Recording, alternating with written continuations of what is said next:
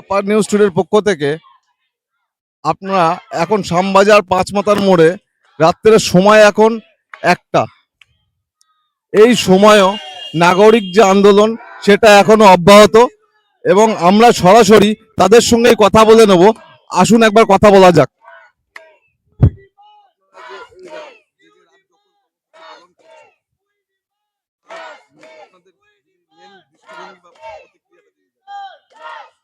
আজকে মহালয়ার ভোর আর কিছুক্ষণের মধ্যেই হতে চলেছে। আমরা মহালয়াকে যে জন্য মেনে চলি সাধারণত পিতৃপক্ষের অবসান এবং দেবীপক্ষের সূচনা। কিন্তু আমাদের রাজ্যে যা অবস্থা আমরা দেখতে পাচ্ছি কোনো দেবী সুরক্ষিত নয়। তো আমরা কোন দেবীপক্ষর সূচনা করতে চলেছি?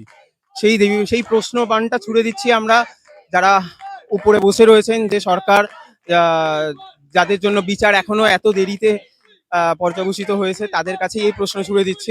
আজকে রাত্রে যে আপনাদের এই কর্মসূচি আর কতক্ষণ চলবে? আমাদের ভোরবেলা অবধি চলছে, কারণ মহালয়ার ভোরটা অন্যান্য বছর আমরা যেভাবে পালন করতাম আমরা এই বছর সেভাবে পালন করতে চাইছি না।